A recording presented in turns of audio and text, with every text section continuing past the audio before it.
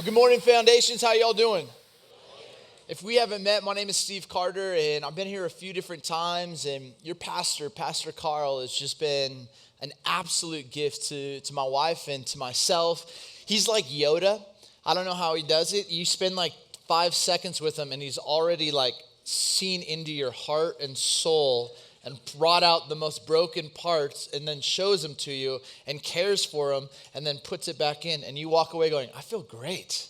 I feel great. You have an amazing, amazing pastor. Hey, today I want to talk about courage. And I feel that for many of us, probably if you're like me, you're here and there's been moments in your life where instead of choosing to be strong, choosing to be bold, choosing to risk, you've chosen fear. And I think for many of us, we don't wake up one day and say, hey, you know what, today I want to be fearful. But I think somehow fear becomes a primary motivator, a driver that often holds our life in check and we get stuck. And when we get stuck, we miss out on what God has for us. And so what I want to do is I want to walk you through 3 stories from the life of Joshua. There's going to be Bible, there's going to be some stories, and hopefully there's going to be some things that you're going to be able to hold on to as you go into this next week, and hopefully, prayerfully, will be more strong and courageous. So if you have a Bible, turn with me to Numbers chapter 13. I'm sure you are all there this morning. Genesis, Exodus, Leviticus, Numbers, 4th book of the Bible. The 5th book is Deuteronomy. Those 5 books are called the Torah. And most Jewish boys and girls by the age of 13 had those first 5 books memorized. Even Numbers, even Leviticus. And so Numbers chapter 13 is an amazing story because you've got Moses. Moses is like the greatest leader to the Hebrew people in the Torah. And here's what he's doing. He's sending out 12 spies. But to get those 12 spies, it's a little bit like Hebrew Hunger Games. And so he's got all of Israel all together broken up by the 12 tribes. And then they almost do this kind of raffle where they call a family from the tribe and then a person from that family, from that tribe. And now they have 12 spies. And Moses, because they don't have drones, they don't have satellites, they don't have internet, they don't have encyclopedias, they have no idea what the promised land is like. And so they got to go spy it out. They got to go scout it out. And so Moses has the now 12. And in verse 17 says this: when Moses sent them to explore Canaan, he said, go up through the Negev and on into the hill country. See what the land is like and whether the people who live there are strong or weak, few or many. What kind of land do they live in? Is it good or bad? What kind of towns do they live in? Are they unwalled or fortified? How is the soil? Is it fertile or poor? Are there trees in it or not? Do your best to bring back some of the fruit of the land, for it was the season of the first ripe grapes. And so here's Moses just simply asking these 12, I have no clue what this land is like, but is it what God has been telling us? A land overflowing with milk and honey. Bring back some of the grapes. Bring some of the soil. Well, who lives there? Are they powerful? Are they weak? Are there many nations? Are there few nations? Are there cities walled and protected? What are we walking into? And so those spies go out and they return. And later on in Numbers 13, they bring this report, verse 27. They gave Moses this account. We went into the land to which you sent us, and it does flow with milk and honey. Here is its fruit, but the people who live there are powerful, and the cities are fortified and very large. We even saw descendants of Anak there. The Amalekites live in the Negev. The Hittites, Jebusites, and Amorites live in the hill country, and the Canaanites live near the sea and along the Jordan. Then Caleb, one of the 12, silenced the people before Moses and said, we should go up and take possession of the land, for we can certainly do it. But the men who had gone up with him said, we can't attack those people. They are stronger than we are. And they spread among the Israelites a bad report about the land they had explored. They said, the land we explored devours those living in it. All the people we saw there are of great size. We saw the Nephilim there. The descendants of Anak come from the Nephilim. We seemed like grasshoppers in our own eyes, and we looked the same to them. 12 spies, 10 of them begin to spread this report. 2 of them, one that we just heard of Caleb, speak out. Another one just in a second. But here is the main thought, is this: the land is better than God has promised, but the nations are stronger. So strong, so powerful, so big, we felt like the size of grasshoppers. I don't know about you, but I don't know if any of you right now are going through a situation or a circumstance or a crisis, and for some apparent reason, the circumstance or the crisis or the situation is so big, so overwhelming, and you just feel like this. And maybe it's a medical report. Maybe it's a struggle with an addiction. Maybe it's your marriage. Maybe it's a relationship with a family member or a coworker or a friend.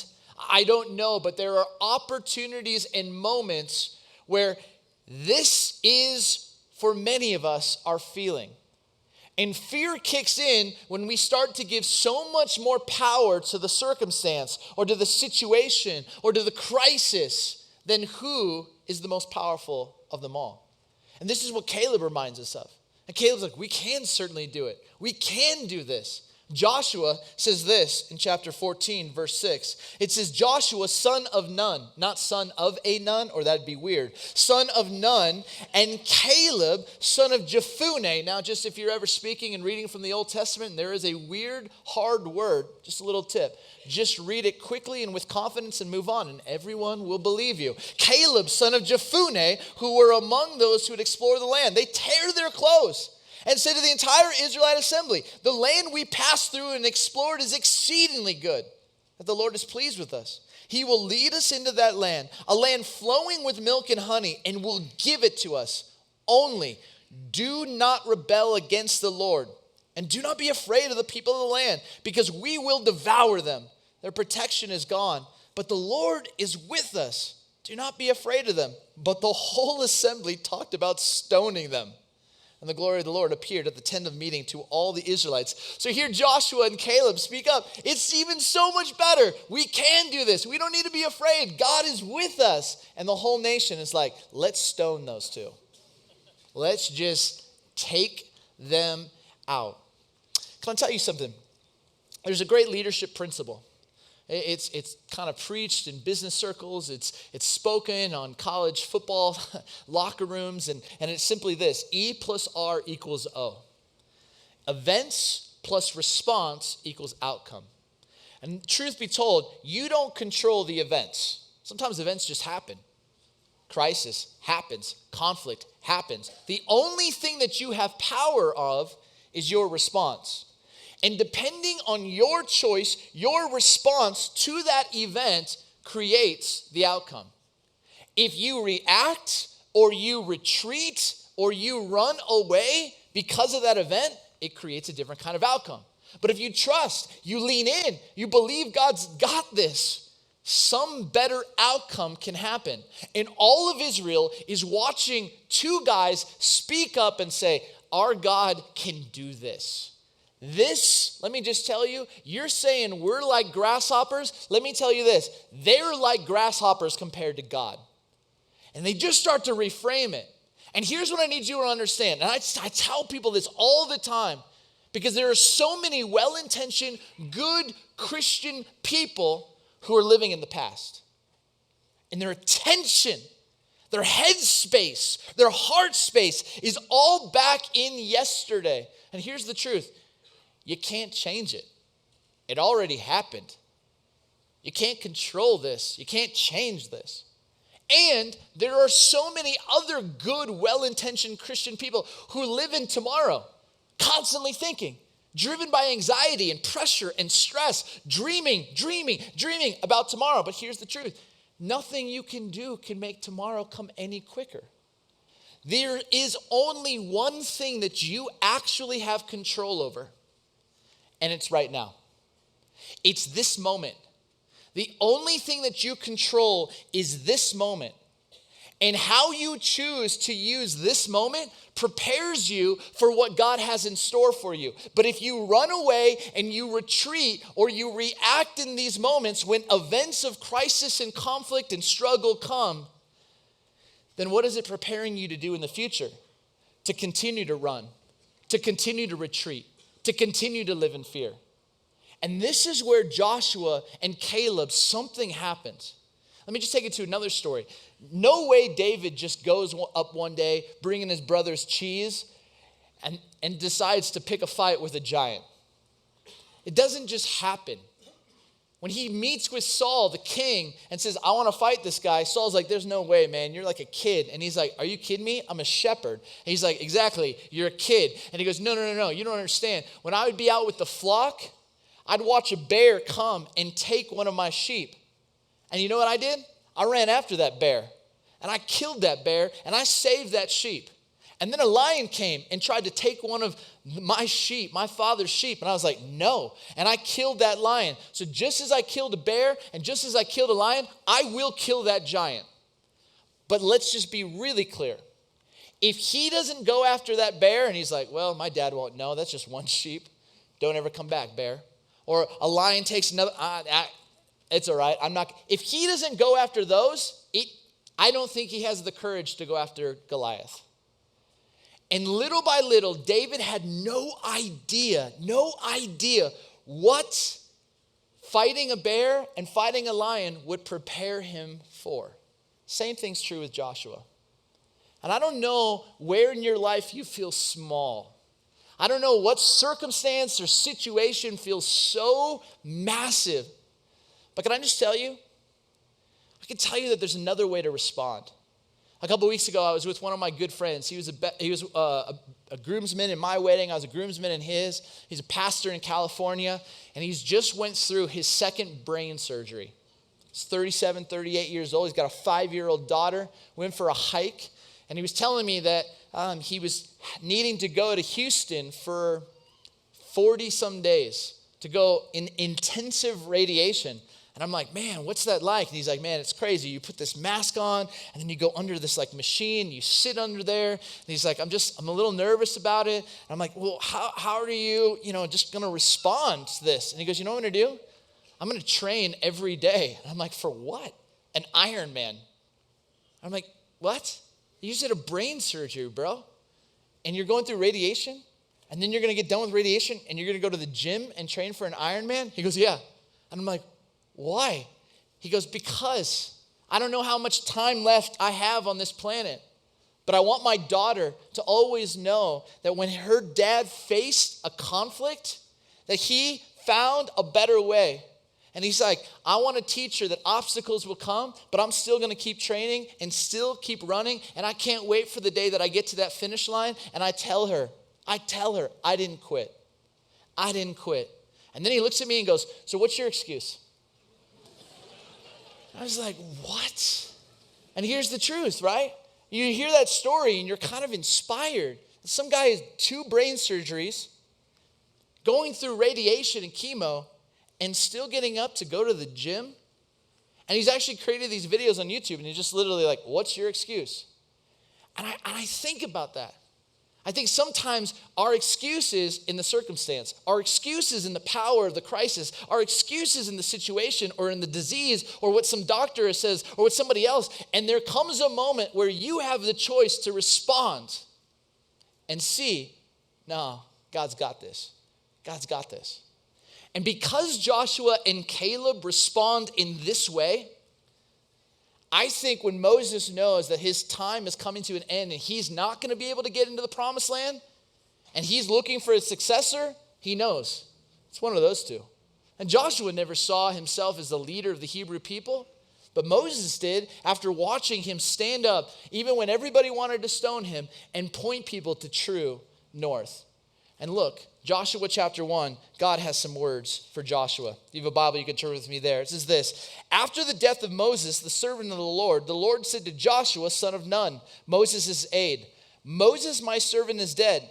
Now then, you and all these people get ready to cross the Jordan River into the land I'm about to give to them, to the Israelites. I will give you every place where you set your foot, as I promised Moses. Your territory will extend from the desert to Lebanon, and from the great river, the Euphrates, all the Hittite country, to the Mediterranean Sea in the west. No one will be able to stand against you all the days of your life. As I was with Moses, so I will be with you.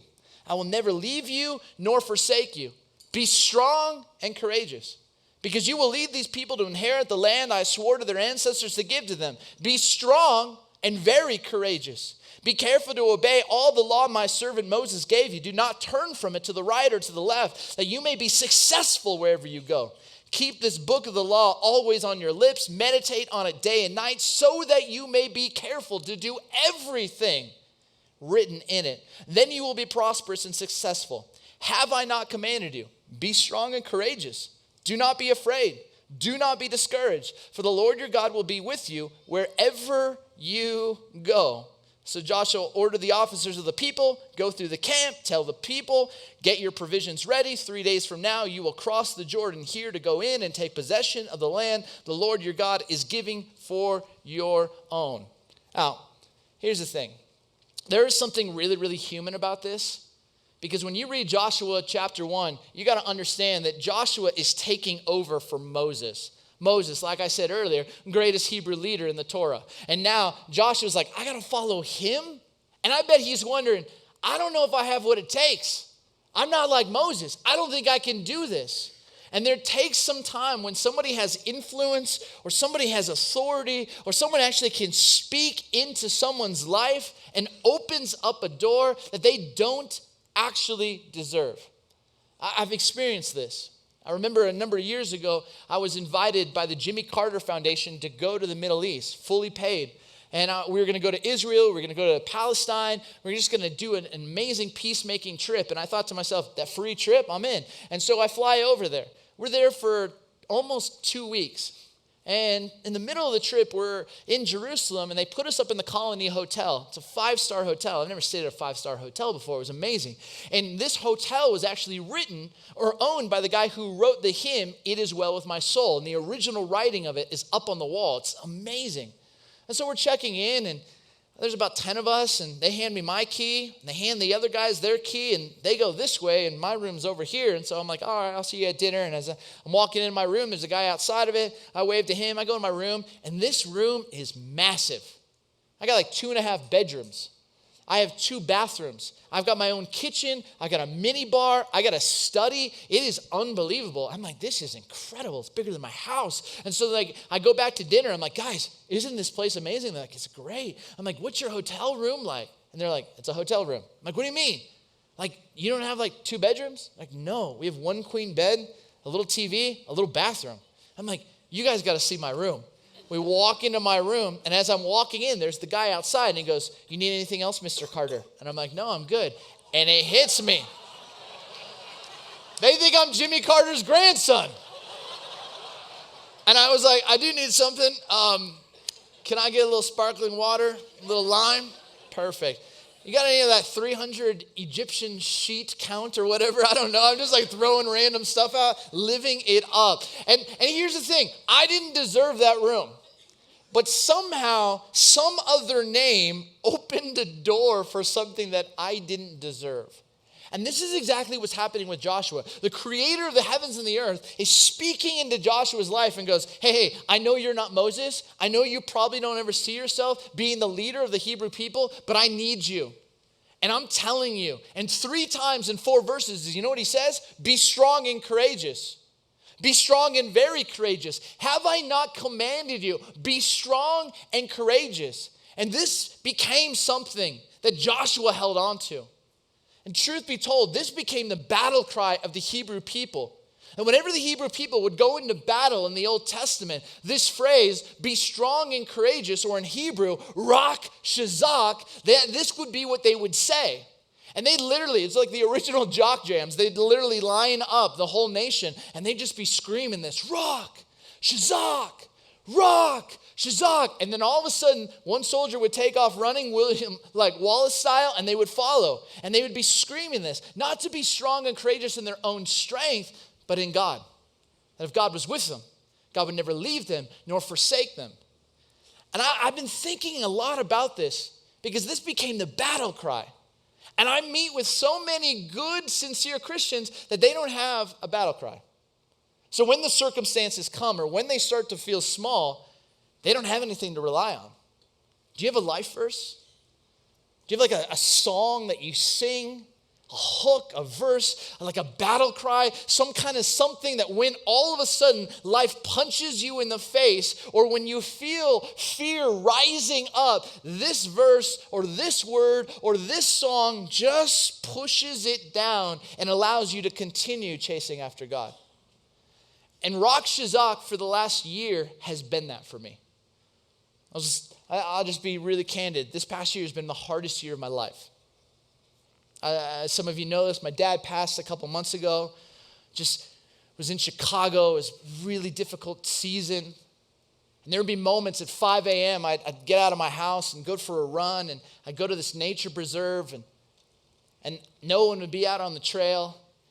And I would just pray this, God, give me the strength and give me courage. And I would just scream at the top of my lungs, Rock Shazak, please, God. And there's sometimes it wasn't like this battle cry. Sometimes the situation, the circumstance felt so massive. I felt so small. It wasn't a battle cry like get me fired up. It was the outcry of my heart where I barely could whisper it. Like, Rock Shazak, I don't know if I have this in me. I have fear rising up. I don't know if I have what it takes to do what you're asking me to do. And both of these became something. And I just imagine Joshua just sitting there going, Rock Shazak, be strong and courageous, Rock Shazak. And then right away, he goes, after this conversation with God is done, I love it because he tells some people, all right, go tell the whole community, we're going to cross the Jordan in 3 days. And here's the beautiful thing. I heard one pastor once say this, the spiritual maturity is hearing God and responding quickly. A lot of times people hear God and then they make excuses, or hear God and they just stay stuck. But spiritual maturity is when you hear the promptings from God to be strong and courageous, and you choose right away to respond. You choose to lean in. And this is what Joshua does. But here's the problem. Here's the problem. They got to cross the Jordan River. They got to cross the fastest flowing river. And during flood stage, you didn't do it. And see, the Jordan starts at the top of like the highest mountain range in Israel and moves all the way down to the lowest point on earth. And here you've got Joshua having to say, we're going to get there. And probably someone's like, how? How, Joshua? We're going to build a bridge? How are we going to do this? And Joshua's like, here's what we're going to do. I'm going to take some priests who will voluntarily choose to grab hold of the Ark of the Covenant. And the Ark of the Covenant was this box where God put his presence in. And they're going to hold the Ark of the Covenant. And by faith, they're going to put their feet in that fast-flowing river. And when they put their feet in the flowing river, the waters are going to stop. And I'm sure like everyone's like, how do you know? Rock Shazak. Okay, be strong and courageous. This is what God had told me. God told me this is where we're supposed to go. And so beautifully, as these priests decide to do it, and look what the chapter 3 of Joshua says. Verse 15, now the Jordan is at flood stage, all during harvest. Yet as soon as the priests who carried the ark reached the Jordan and their feet touched the water's edge, the water from upstream stopped flowing. It piled up in a heap a great distance away at a town called Adam in the vicinity of Zarethan, while the water flowing down to the sea of the Araba, that is the Dead Sea, was completely cut off. So the people crossed over opposite Jericho. The priests who carried the Ark of the Covenant of the Lord stopped in the middle of the Jordan and stood on dry ground while all Israel passed by until the whole nation had completed the crossing on dry ground. Do you see what's happening? You got these priests. They're holding the Ark of the Covenant. They're standing in the middle. All of the water has cut off, and they get to the other side. And I imagine all of them are like, he's not Moses, but he's got something. He's got something. And all of a sudden, I bet Joshua was like, man, we were strong and we were courageous. We got to the other side. And you got to understand that whenever you crossed a body of water in Hebrew perspective, you'll see this in the scripture again and again, it was like a new chapter. You were crossing over the chaos into the new. And this is what God was inviting the Hebrew people to cross into something new. But the story doesn't end there. They get to the other side, and God has some instructions. He goes, I don't want you to forget this moment. And so he instructs Joshua to call 12 men, one from each tribe, to do something. And this will be the last verse that we look at. Joshua 4, verse 4. It says this, so Joshua called together the 12 men he had appointed from the Israelites, one from each tribe, and said to them, go over before the ark of the Lord your God into the middle of the Jordan. Each of you is to take up a stone on his shoulder according to the number of the tribes of the Israelites to serve as a sign among you. In the future, when your children ask you, what do these stones mean? Tell them that the flow of the Jordan was cut off before the ark of the covenant of the Lord. When it crossed the Jordan, the waters of the Jordan were cut off. These stones are to be a memorial to the people of Israel forever. So here's what you need to understand. In the Old Testament, when God did something, they wanted to mark a moment. And so sometimes they would name a place, a city, after God doing something. Sometimes, like in Exodus 15, they would create a worship song. Sometimes they would just build an altar. But there was another way. And in this way, you see when the 10 Commandments are given and some other opportunities and moments in the Old Testament is where they would take a massive stone and they would set them up and stand them up. And this is what it looks like in Israel. If you go to different places, you will see these massive stones. And it's amazing. It's the idea of these massive stones is that when a father would be walking with his kids, or a mother would be walking with his kids, or a rabbi would be walking with his disciples, they would see these stones, these markers, and all of a sudden the question would be, what happened here? Or what do these stones mean?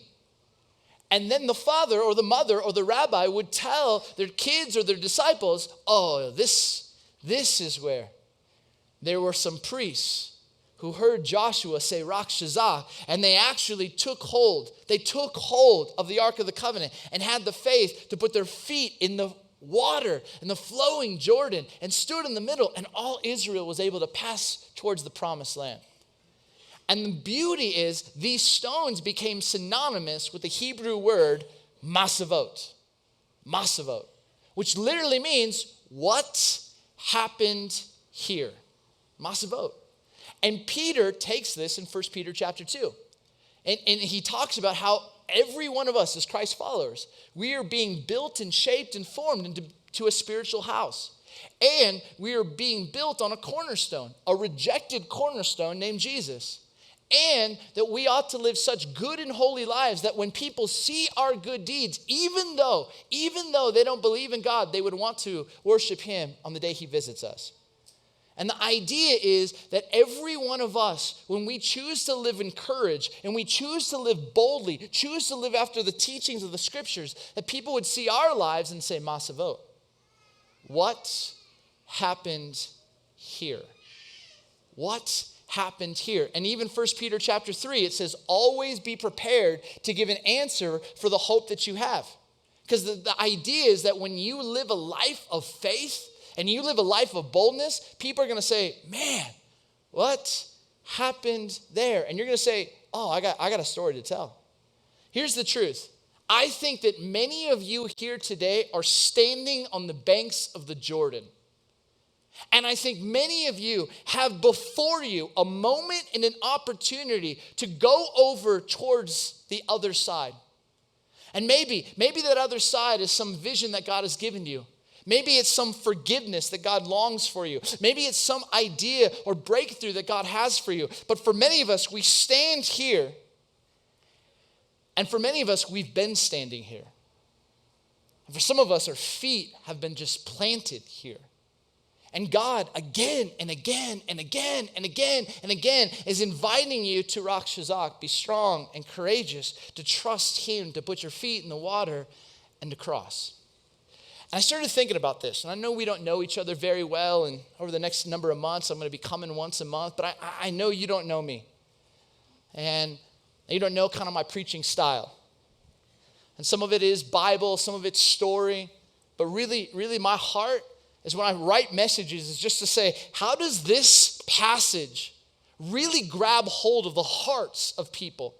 How does the Spirit of God actually give people kind of the chutzpah, the passion to kind of live out what this text is talking about?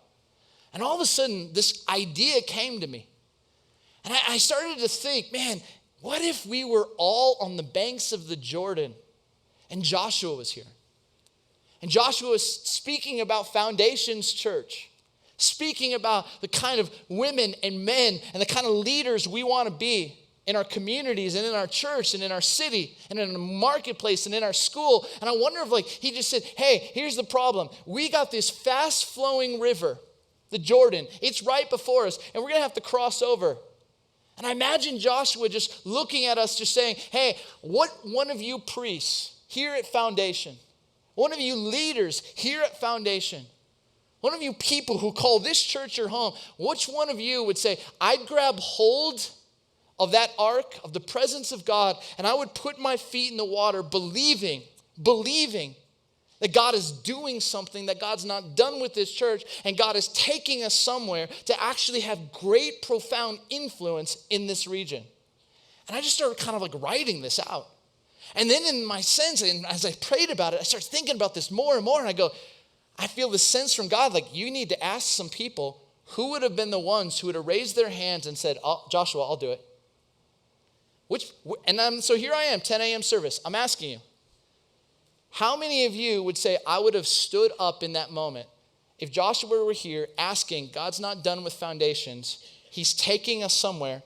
How many of you would have just stand up right now and say, yeah, I believe it. I believe God's got something for us. I believe God's taking, God's taking us somewhere.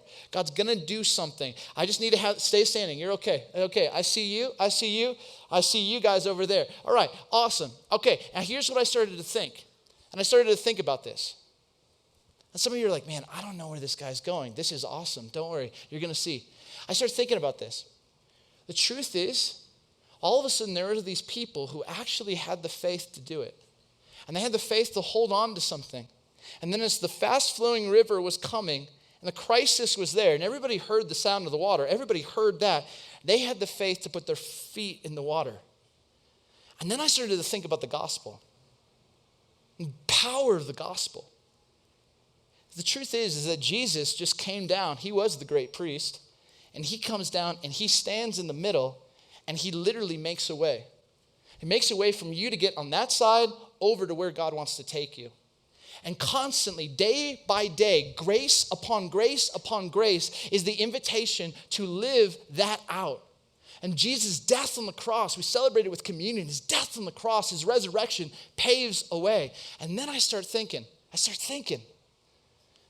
God wants to take you somewhere. So here's what I'm going to do. I'm going to invite you all to stand up right now, okay? Now, if you don't want to, you don't have to, don't worry, but I'm going to invite you all to stand up. And I started thinking about this. I just started thinking, you know what? I think for some of us, we might just need to scream out a battle cry. And literally, I started thinking, man, if we are actually going to be the people who don't stay on this side, but actually have the hard conversation, actually be honest about our struggles, actually fight for our marriage, actually choose to live out the teachings of Christ, actually take the ideas that God's given us and actually go somewhere, then I think we're going to have some courage. So here's what I'm going to do. I'm going to give you 3 moments, and I'm going to scream out Rock Shazak, and then I'm going to point to you. And I'm going to invite you to scream it out. And I kid you not, I know that some of you are like, what? And I'm sure there's like an 80-year-old person in this going, I have been waiting for this moment all my life. And I know that there's an 8-year-old in this house right now who wants to stand up on the chair and is like, I will scream this with everything I have. And there's probably some of us in the middle going, I'll do it if they do it, but I don't know. I'm gonna check it out. But here's what I'm asking. We all need courage. And for some of us right now, there is a moment where God is inviting you to say yes. I never was supposed to be a pastor. I was a film guy. My dad went to USC, studied film. I was going to Cal State Fullerton, I was studying film. And then there was these junior high pastors. They had set up this amazing camp, and all of a sudden, their junior high speaker for their camp bailed out. And they're like, man, who can we get? They're like, let's call Carter. They call me, and they're like, hey, can you preach at our camp? And I'm like, dude, I'm a film guy. They're like, no, we think you're a preacher. And I'm like, you're crazy. They're like, can you please help us out? And I'm like, just because you're like friends, I can, but like, what am I supposed to speak on? They're like, you can speak on anything as long as it's from the Bible. I'm like, anything? They're like, yes. First sermon I ever gave, This is terrible, okay? My first sermon I ever gave, I spoke with a trash can on stage, a massive trash can. And I spoke with a half gallon of milk. And I drank the milk as I was preaching. And I was preaching about one of my favorite words. It's the word splachna. And it's where we get the word compassion. And it literally means your bowels move. And I was teaching about how when you come to camp, you get all these ideas. But for many of us, we just take these ideas and we keep these ideas to ourselves. But the truth is, these ideas need to come out of you. Now here's the thing about milk. Your body can't digest a half gallon of milk in 30 minutes. It literally comes out of you. Terrible sermon. So at the end of my message, I'm telling them, saying, guys, compassion and splachna, it has to come out of you. And I vomit into the trash can. Terrible. And it's like a Sandlot moment where all these junior high kids are running up, like throwing up. And I'm like, that's right. It can't stay in you. Here's the thing. I look back at this moment and I go, 2 guys gave me an invitation and I could have said no. But I put my feet in the water and I said yes. And for the last 20 years, God has been doing something. I don't know where you're at, but if you have the courage to say yes to the whispers and the promptings of God, He's gonna prepare you for so much more that He has in store for you. You just gotta say yes. And so I'm gonna scream it out and I'll point at you, and you, with everything you have, just declare it. I will say yes. Here we go. Rock Shazak! Rock Shazak! Okay. I see you. That's not gonna get you in a battle. All right? That didn't intimidate me. So here, I'm gonna just say it one more time. Here's the thing. You gotta understand that Hitler was an amazing artist. Actually got his inheritance early, goes to Vienna and begins to create. Comes home from Vienna and is facing blank canvases and beginning to create. But here's the problem. It's too honest, it's too real, it's too vulnerable, it's too scary. And so you know what the easier thing for him to do is? Create world wars. And Stephen Pressfield says this: it was easier for Hitler to create world wars than to face a blank canvas. And I'm telling you, friends, the vulnerability, the intimacy, the life that God has for you, it's gonna require courage. It's gonna require trust. It's gonna require a battle cry, because I kid you not, the crisis, the circumstance, the struggle, the addiction, all of that's gonna make you feel like a grasshopper. But when you step out and you say, I'll trust, I'll believe, God can do something so beautiful. So with everything you have, declare, I will say yes, even when it doesn't make sense. I will step out, even when I just know God is prompting and whispering and believing. I'm not gonna see the circumstance. I'm not gonna give it any more power. I'm gonna trust the one who is in control, the one who does have power, and that is God and God alone. So with everything you have, rock Shazak! That's what I'm talking about. Now, one more time. Here we go. Sorry, you're like, who is this guy? Get him off Red Bull. I don't drink Red Bull. But here's the deal. I think about this. In just one little moment. Did you know in the 1700s, they only ever believed that there were white swans. They didn't believe that black swans existed. But here's the crazy thing. How many black swans does it take to prove that black swans exist? One. Dumb question, I know. But here's what I'm thinking. I think that when you see people cross over and they actually put their feet and they live a life of courage and boldness, it inspires you. And when you see this, you find yourself getting to the other side and you look at them and you say, Masavot, what happened there? And I'm thinking that as this area begins to grow and expand, that I believe that there are people all over this area that are looking for Christ followers who aren't living by fear, because that's where most of our country is living right now. But people who are living with hope and love and courage and trust. And can you imagine Foundations? if you chose to live that way and people looked at your life and they said, Masavo, what happened here? And you could say, I got a church. I met Christ. There is this man who has just given his life for me. And he put himself in the middle so that I could cross over. And he's inviting you into that same life. And so, here's where I'm asking. This is our black swan moment. This week, you're going to go into a battle. And the world's looking for a church. A church of people who love, who extend grace, a bunch of people who are filled with grace and truth, but are filled with passion and courage and foundations. With everything you have, make this your battle cry. And let's be the kind of people who live the kinds of lives that make people say, Masabo, what happened here? Rock! Shazak! Rock! Shazak! God, this is your church. It always has been. And I pray that we would build ourselves, our lives, upon the true cornerstone, which is your Son, who gave himself so that we could live life to the fullest. And I pray for breakthrough in this house. God, I pray that you would move. And as we sing these words right now, may we sing them with gratitude, with dedication, and with belief that the best is yet to come for us and for the church that we love. And all God's people said, amen.